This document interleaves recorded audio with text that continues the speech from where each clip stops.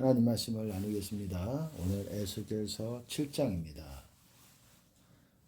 계속 에스겔서 1장부터 이렇게 보고 있는데 점점 앞서도 말씀드렸듯이 점점 심판의 강도가 점점 확장이 됩니다. 사람에게서 그 다음에 이제 이스라엘 산에 대해서 이스라엘 땅이지요. 이스라엘 산이죠. 그 산에 이제 사막같이 되고 모든 성읍들이 사막같이 되고 그리고 그 거하는 온 땅이 황무하게 될 것이다.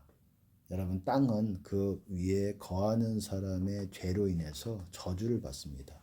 땅이라는 건 저주를 받아요. 하지만 그 거하는 사람이 하나님의 임재를 구하면 땅도 축복을 받아가지고 소산도 많이 번성하게 많이 맺고 또한 그 땅도 열매와 일한 만큼의 어떤 그런 수고들에 대한 결실을 또 맺고 그렇게 됩니다. 이거는 꼭 농사 짓는 것에만 적용이 되는 것이 아니라 장사를 하더라도 그렇습니다. 음식점을 하든 장사를 하든 옷 장사를 하든 무슨 장사를 하더라도 점포에서 그 점포에 하나님께 구하고 그 사람이 그 점포를 거룩하게 하고 그러면 사람들이 오게 됩니다. 이건 진리예요. 장사 잘 되는 방법을 알려드리는 거예요. 땅이 저주를 받게끔 방관하고 있으면 안 돼요. 방치하고 있으면 안 됩니다. 어떻게 그러면 땅을 다시 더럽혀진 땅을 깨끗하게 하느냐? 저주를 받은 땅을 깨끗하게 하느냐? 회개하는 수밖에 없어요. 회개하면 나만 거룩해지는 것이 아니라 내가 거하는 땅, 이 집, 점포, 가게, 다 회사, 기업 다 이렇게 축복을 받게 되는 것입니다. 또 그 안에 사람까지도 원리가 그런 거예요. 하나님은 한 사람의 복받을 사람들을 선택하셔서 많은 사람들이 구원받게 하기를 원하시고 그래서 하나님께서 하나님의 사람들을 택하시는 이유들 중에 하나고 아브라함도 그렇게 다윗도 마찬가지고 그렇게 돼서 아브라함의 그 후대, 그 계보에 따라 그 후손까지도 다 축복받게 하시기를 원하시기 때문에 믿음의 한 사람을 찾으시는 거예요. 지금도 마찬가지입니다. 구약 시대에 나온 아브라함만 말하는 것이 아니라 지금도 이 땅을 축복하기 위해서 한 사람을 찾으시는 거예요. 꼭 한 사람이다 이렇게 말씀드리기는 뭐하겠지만 한 사람이든 두 사람이든 하나님의 뜻을 온전히 순종하고 하나님께 영광을 드리고 하나님의 길을 가는 사람, 한 마음으로 하나님을 사모하고 영광을 드리기 위해서 걷는 그 한 사람을 하나님께서는 열렬히 온 땅을 두루 감찰하사 찾고 계신다고 할 수가 있어요. 왜? 이 땅을 복주시기 위해서. 7장에서는 우리가 중요한 내용이 중요한 표현이 끝났도다 끝이 이르렀도다. 이게 이스라엘 땅에게 대해서 말하는 거예요. 이스라엘 땅 끝이 났도다 끝이 났다 이런 표현들이 계속 나옵니다. 반복해서 나오는데 말 그대로 이스라엘 민족이 끝난 거고 이스라엘 땅이 끝난 거고 더 이상 여기에 이제 마지막이 왔다라는 거예요. 그래서 이스라엘은 어떻습니까? 이스라엘은 성경에서 보면은 이스라엘은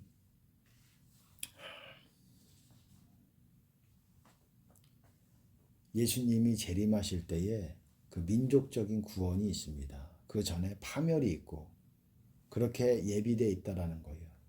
예수님을 받아들이지 않았기 때문에 파멸이 있습니다.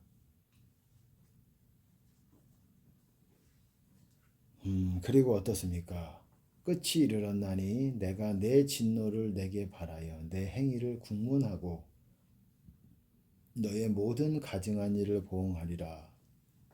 4절에 내가 너를 아껴보지 아니하며 긍휼히 여기지도 아니하고 내 행위대로 너를 벌하여 너의 가증한 일이 너희 중에 나타나게 하리니 너희가 나를 여호와인 줄 알리라. 이렇게 말하고 있다라는 거예요. 끝이 이르렀다. 여러분 끝났다라는 거예요. 심판으로 말미암아서 좀 연단받고 다시 뭐 회복이 되는 그런 연결해서 되는 것이 아니라 딱 끝이 났다라는 거는 종료가 됐다라는 거예요. 이스라엘 민족의 종료가 되는 거예요. 성경은 그거를 말하고 있어요. 특히 이사야서, 예레미야에서도 말하고 있지만 이사야서에서도 많이 말하고 있습니다. 거룩한 씨가 그루터기가 될 것이다. 그루터기라는 게 뭡니까? 끝이 난 나무예요. 댕강 잘려져 나간 나무예요. 나무. 나무가 잘려져 나갔습니다. 그리고 어떻습니까? 그 남아있는 것이 그루터기라고 말하는 것입니다. 하지만 하나님께서는 그 그루터기에서 여호와의 싹이 나도록 하시겠다라는 거예요. 그리고 그 거룩한 씨가 그루터기가 될 거라는 거예요. 싹이라는 거는 뭐 브랜치라고도 할 수가 있고 싹이라는 거는 새로운 생명의 시작을 상징하는 표현입니다. 근데 왜 여호와의 싹일까요? 하나님의 생명이 이제 그 사람들 위해서 자라게 되어서 많은 열매를 큰 나무가 돼가지고 많은 열매를 맺게 될 거라는 거예요. 그게 천년왕국에 이스라엘이 다시 많은 사람들을 자녀들을 낳고 해서 어떻습니까? 많이 번성하게 될 거라는 것을 약속하고 있는 책입니다. 이사야서가 그리고 선지서에서 그것들을 말하고 있습니다. 여호와의 싹이라는 게 뭡니까? 여호와의 싹. 이 이사야서 5장에 나오지요. 4장인가요? 4장에서 나오지요. 여호와의 싹. 여호와의 싹이 나와서 새로운 생명이 시작이 돼서 그때부터 어떻습니까? 많은 열매를 맺게 된다라는 거예요. 열매라는 것은 두 가지 의미라고 할 수 있어요. 크게는 외관적으로는 그 열매라는 것이 사람의 백성의 수예요. 이스라엘이 많은 백성들을 다산하게 되고 번성하게 될 거라는 것이고, 두 번째는 실제로 열매, 의의 열매, 의의 나무가 되어서 의의 열매를 맺게 될 거라는 것을 말하고 있는 거예요. 그게 천년왕국 때에 일어나서 많은 이 자녀들을 낳게 되고 자녀가 자녀들을 천년 동안 무수하게 많은 사람들이 낳게 될 거라는 것입니다. 그것을 선지서는 말하고 있다라는 거예요. 그 전에 이제 한번 끝나는 일이 일어나게 되는 거죠. 잘려져 나가게 되는, 그 민족이 파멸하게 되는 그런 일이 일어나게 된다라는 거예요. 그거를 성경에서는 말하고 있어요. 선지서에서는 그거를 말하고 있다라는 거예요. 그래서 끝났도다 끝났도다. 근데 여기서 보시면은 중요한 표현들이 있습니다. 네 행위대로 너를 벌하여. 여러분, 하나님께서 심판하실 때는 원칙이 있어요. 행위대로 벌하시겠다라는 거예요. 물론 네 한 행위에 2배를 벌하겠다, 뭐 이런 배수가 있고 더 가중 처벌이 되는 것이 있지만 그거 상관없이 그냥 심판을 내 마음대로 내가 때리고 싶은 개수대로 그렇게 때린다는 게 아니라는 것입니다. 맞을 짓은 한 10대 맞을 짓을 했는데 내가 100대를 때리겠다. 뭐 100대 맞을 짓을 했는데 한 20대만 때리고 말겠다. 이런 심판이 아니라는 거예요. 너희가 행한 대로 내가 갚겠다라는 것입니다. 돌려주겠다. 네 행위대로. 성경에서는 이런 구절이 많이 나와요. 근데 여러분 보세요. 이게 심판하실 때의 모습이고 하나님께서 심판하실 때의 원칙이고, 심판하지 않으실 때는 우리의 행위가, 그래도 심판하지 않으실 때 우리가 그런 심판의 시즌이 있고, 지금 이 성경에서 말하는 건 심판의 시즌을 말씀하고 있는 거잖아요. 심판의 시즌이 아닐 때는 하나님께서 우리 행위에 따라 또한 자비를 두시기도 한다라는 거예요. 그 자비를 우리가 경홀히 여기고 가볍게 생각하면 나중에 하나님께서 더 세게 엄하게 다루실 수 있다라는 거예요.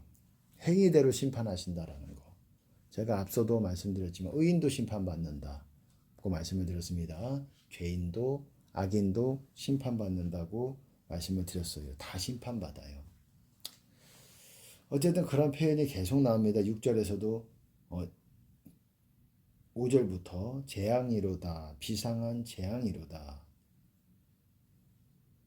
볼지어다 임박하도다 끝이 났도다 끝이 났도다 끝이 너를 치러 일어났나니 볼지어다 임박하도다. 여러분 자꾸 그런 얘기가 납니다. 재앙이 있다 끝이 났다 말 그대로 완전한 파멸 이스라엘 민족이 완전히 해체되는 그런 일이 일어나게 될 거라는 거예요. 그리고 다시 예수님이 재림하실 때에 민족적인 회복이 일어나는 것이고 그렇다고 그러면 그 전에 구원이 전혀 없냐? 그건 아닙니다. 첫 열매들이 있다라는 거예요. 첫 열매라는 거는 대추수, 일반 추수가 곡식 추수가 있기 전에 먼저 탁월한 열매들을 취해서 하나님께 드리는 그런 일이 있다라는 거예요. 그거를 14만 4천이라는 겁니다. 성경에서는 그렇게 말하는 거예요. 먼저 구원받는 자들이 있어요.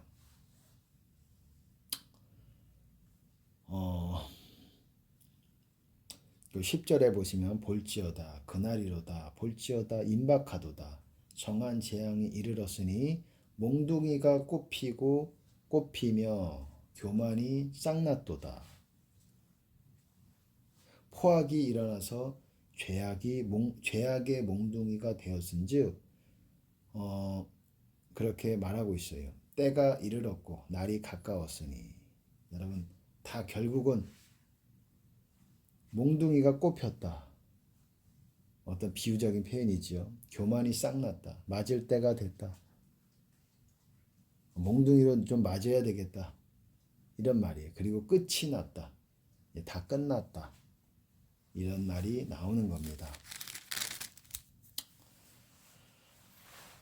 그리고 19절에 보시면은 제가 앞서도 말씀드렸지만 이 에스겔서뿐만 아니라 다른 선지서가 그렇습니다. 선지서라는 것이 당대에 대한 심판과 이 백성들의 죄에 대해서 선지자가 받아서 하나님께 받아서 말씀하고 있는 거지만 또한 이중적인 마지막 때 일어나는 일들에 대해서도 같이 이중적인 겹쳐서 오버랩이 돼가지고 같이 말하고 있는 거예요.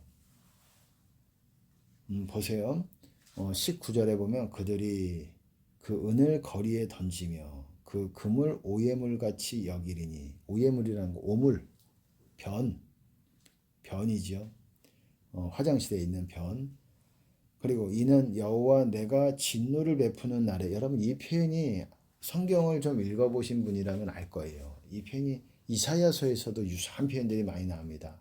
어떤 때에 대한 얘기냐면 바로 여호와의 날에 대한 얘기예요.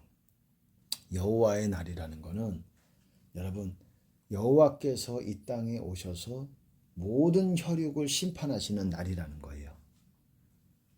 그리고 그 심판 가운데 모든 혈육이라고 했지만 그 심판에 참여하지 않는 하나님께서 건진 자가 있으리니 그런 사람이 또 있다라는 거예요. 그런 사람이 휴거를 받는 사람들이죠. 여기서 보시면은 이는 여호와 내가 진노를 베푸는 날에 그 은과 금이 능히 그들을 건지지 못하며 이게 이사야서와도 내용이 아주 유사합니다. 마지막 날에 대한 얘기예요. 이거는 에스겔서가 선포하는 이 내용은 당대의 이스라엘 민족에게 주시는 하나님의 말씀이기도 하지만 지금의 이스라엘, 지금 우리 중동에 있는 이스라엘 민족, 그 민족에게 마지막에 겪을 일들을 이중적으로 예언하고 있는 거예요. 여호와의 날에 그런 날이 올 거라는 거예요. 하늘과 땅이 진동하고 별이 빛을 잃고 달이 빛을 잃고 해가 빛을 잃는 그런 때가 올 거라는 거예요. 그리고 하나님이 오셔서 모든 혈육을 심판하시는 그때 땅이 불타고 하늘이 또한 불타고 뭐 그렇게 된다라고 또 말하고 있습니다. 불과 칼로서 모든 혈육들을 심판하신다고 말하고 있습니다. 그 이유가 계속 읽어볼게요. 은과 금이 능히 그들을 건지지 못하며 능히 그 심령을 족하게 하거나 그 창자를 채우지 못하고 오직 죄악에 빠치는 것이 되미로다. 은과 금이 그렇게 되었다라는 거예요.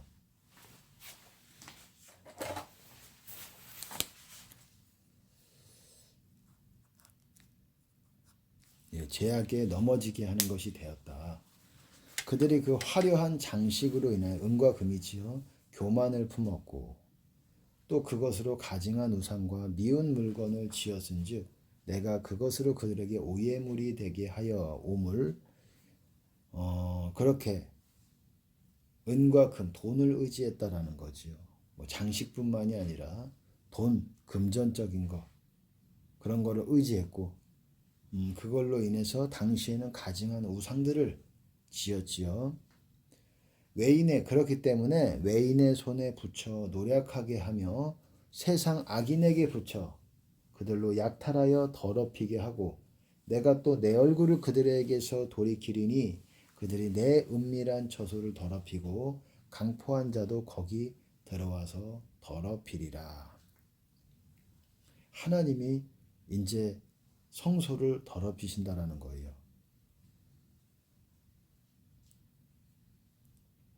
너희들이 우상과 가증한 것으로 내 성소를 더럽혔으니 나도 이 세상 악한 자들을 붙여서 외인의 손을 붙여가지고 이 성소를 돌이킬 것이다. 여기 보시면 내가 또 내 얼굴을 그들에게서 돌이키리니 하나님께서 그분의 임재를 돌이키시게 되면 여러분 이방인들이 치는 거예요. 우리를 치러 오는 것입니다. 제가 그 원리를 말씀을 드렸어요. 너는 쇠사슬을 만들라. 이는 피 흘리는 죄가 그 땅에 가득하고 강포가 그 성읍에 찼음이라. 여러분 쇠사슬을 만들라. 피 흘리는 죄가 그 땅에 가득하고 그러니까 무죄한 자의 피를 이 땅에 흘렸다라는 거예요. 그리고 강포, 폭력이죠. 그 성읍에 찼다. 여러분 죄를 지면 제가 말씀을 드렸듯이 이 땅에 차는 거예요. 땅에 채워지는 거예요. 여러분 가인도 어땠습니까? 아벨의 피를 네 손으로 받아서 이 땅이 그거를 받았다. 그러므로 땅이 저주를 받았다. 여러분 그래서 그 땅이 어떻습니까? 네가 이래도 그 소산을 내지 않을 것이다. 이렇게 말씀하잖아요. 땅이 저주를 받아요. 왜? 땅이 죄악으로 채워지기 때문에 그래요. 그걸 치우는 방법은 회개하고 하나님께 구하는 수밖에 없죠. 내가 극히 악한 이방인으로 이르러 그 집들을 점령하게 하고 악한 자의 교만을 그치게 하리니 그 성소가 더럽힘을 당하리라. 이제 하나님이 그 성소를 그 성전을 더럽히시는 거예요. 하나님이 그 성전을 더럽히시는 거예요. 백성들이 성전을 더럽히니까 하나님이 직접 이제 악인을 통해서 성전을 더럽히는 겁니다. 26절 환난에 환난이 더하고 소문에 소문이 더할 때에 그들이 선지자에게 묵시를 구하나 헛될 것이요 제사장에게 율법이 없어질 것이요 장로에게는 모략이 없어질 것이며 왕은 애통하고 방백은 놀람을 옷 입듯 하며 거민의 손은 떨리리라. 내가 그 행위대로 그들에게 갚고 그 죄악대로 그들을 국문한즉 국문이라는 거 심판한다. 여러분 보세요. 선지자에게 묵시를 구하는 헛될 것이며 선지자들이 어떻습니까? 잘못된 예언들을 허튼 것을 받고 허틀게 말하니까 어떻습니까? 묵시가 없어집니다. 그걸 다른 부분에서도 또한 얘기하고 있고 심판을 받으면 그래요. 선지자들도 이렇게 계시들이 비전들이 없게 됩니다. 그리고 또 그 표현이 나오죠. 행위대로 그들에게 갚겠다. 여러분 행위대로 갚으신다. 여러분 행위대로 안 갚으시게 하나님의 자비를 평상시에 자주 회개를 하고 용서를 구하고 주님 안에 계속 머물러야 됩니다. 머무는 훈련을 하고 그렇게 기도하고 어떻습니까? 말씀을 읽어야 돼요. 여러분 말씀을 읽을 때 우리는 잘 느끼지 못할 수 있어요. 하지만 주님 안으로 들어가요. 말씀을 집중하고 있을 때 주님 안으로 들어갑니다. 우리가 회개가 좀 안 되고 있을 때 기도할 때 우리가 주님 안으로 들어가잖아요. 이 회개가 된 사람의 기도, 용서 회개가 된 사람의 기도에 주님 안으로 들어가듯이 우리가 성경을 읽을 때도 주님 안으로 들어갑니다. 그리고 성경은 어느 정도 읽어주면, 하루에 어느 정도 읽어주면 내 영이 꽉 채워지는 그런 은혜들이 있어요. 또 기도와 이것이 양대 성령 충만하는 어떤 두 가지 뭐라고 해야 될까요? 꼭 필요한 수단이라고 할 수가 있어요. 말씀 읽는 것. 이거를 통해 하나님 만나는 거고 약간 방법이 좀 다르죠. 기도만 해서 되는 게 아니라 두 가지를 다 여러분 해야 됩니다. 성경도 읽어야 되고 그리고 기도도 해야 되고 이 두 가지를 이게 영적인 성장하는 데에 그리고 영이 유지가 되는 데에 반드시 필요한 거예요. 이런 것들을 우리가 하지 않으면 하나님이 심판으로 우리가 주님 안에 거하지 않으니까 이런 걸로 인해서 주님 안에 거하는데 주님 안에 거하지 않으니까 심판으로 자꾸 하나님께서 우리를 경계와 징계를 하나님께서 하신다라는 거예요. 용서 회개 매일같이 해야 됩니다. 우리는 매일같이 용서를 했다가도 또 안 되고 했다가도 안 되고 30분 전에 했지만 지금 또 안 될 수도 있고 그래요. 한 5시간 전에 했다고 끝나는 게 아니에요. 또 안 될 수가 있어요. 또 자주자주 그래야 됩니다. 제가 다른 분들에게도 말씀드리는 바와 같이 그렇게 말씀을 드려요. 항상 만약에 우리가 이 마지막 때는 여러분 순교의 믿음이 있어야 돼요. 순교에서 죽게 될지 어떻게 될지 모르겠지만 휴거를 받게 될지 순교를 하게 될지 둘 중에 하나를 택해야 돼요. 또 하나를 한다면 하나가 있긴 하지만 그거는 나중에 말씀을 드릴게요. 이 마지막 때 천국 가는 방법은 휴거를 받든지 아니면 순교를 하든지 또 아니면 그 앞으로 이 마지막 때가 끝날 때까지 이 명이 수명이 다해가지고 질병으로 죽거나 그렇게 죽을 수도 있잖아요. 질병으로 죽을 수 있잖아요. 뭐 그거를 꼭 순교라고 할 수는 없잖아요. 그렇게 죽거나 그렇게 될 때 여러분에게 꼭 마지막 골든타임이 있을 거예요. 사람이 예를 들어서 총에 맞든 어떤 뭔가 코마 상태에 들어갈 수도 있고 어떤 불시에 내가 모르는 사고를 당할 수도 있고 내가 뭐 심장마비로 내가 원치 않지만 내가 의도치 않고 또 내가 인지하지 못했지만 불시에 내가 정신을 잃어버리고 내가 몸이 움직이지 않는 상황에 처할 수 있어요. 죽기 바로 얼마 직전에 골든타임이 있을 수가 있습니다. 물론 잘 죽으면 좋지만 그때 제가 하는 말이 이 말을 짧은 시간이잖아요. 내가 천국에 어떻게 될지 모릅니다. 천국까지 지옥까지 몰라요. 사람이 총 맞았다고 할지라도 물론 뇌를 맞아서 한 번에 끝나는 거 아니라면 어느 정도 총을 맞고 나서도 내가 총을 맞든 뭐 어떻게 죽더라도 내 의식이라든지 내 정신이 한 번에 같이 끝나지 않아요. 그럴 수도 있지만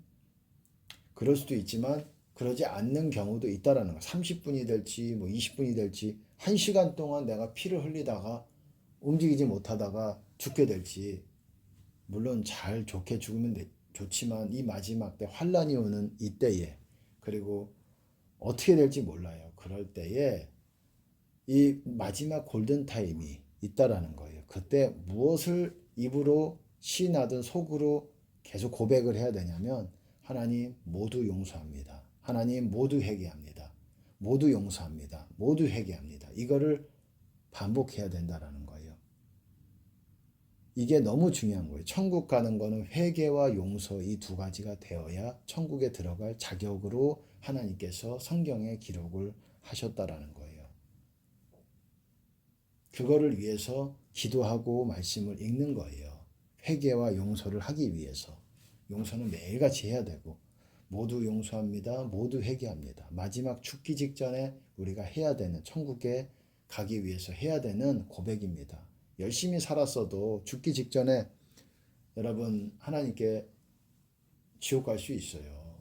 의인이 범죄하는 날에는 그 의가 그 사람을 구원하지 못할 것이다. 그렇게 말씀했다라는 거예요. 우리는 의인의 삶을 살다가 언제 불시에 부지부식간에 죄를 지을 수도 있어요. 우리의 입술이라든지 뭐 어떤 행위라든지 우리의 생각이라든지 마음에 짓는 죄도 있잖아요. 너희가 마음에 어쨌든 마음에 짓는 죄가 있다라는 거예요. 그렇기 때문에 모두 용서합니다. 모두 회개합니다. 이거를 가장 골든타임에 그렇게 해야 될 뿐만 아니라 평상시에도 여러분이 가장 하나님과 이 회복을 되고자 한다면 걸어 다니면서도 그럼 모두 용서합니다. 모두 회개합니다. 그러면 입술의 말에는 권세가 있고 뭔가를 끌어당기는 기류를 바꾸는 힘이 있어요. 네, 용서합니다. 회개합니다. 그럴 때 내가 아직 용서 못한 사람이 있지만 완전히 용서가 되는 건 아니지만 어떤 용서할 수 있는 힘이 덮여집니다. 용서하는 것 같은 뭐 그런 느낌이 들어요. 그리고 어느 정도까지는 뭐 충분한 용서는 안 했더라도 어느 정도는 그런 사람들을 용서할 수 있는 힘이, 은혜가 내게 덮여지게 됩니다. 회개도 마찬가지예요. 용서합니다. 회개합니다. 모두 용서합니다. 모두 회개합니다. 다 용서합니다. 다 회개합니다. 이 말씀을 자주 반복하시면 여러분이 용서하고 회개하는 데 많은 도움을 줄 것으로 믿습니다.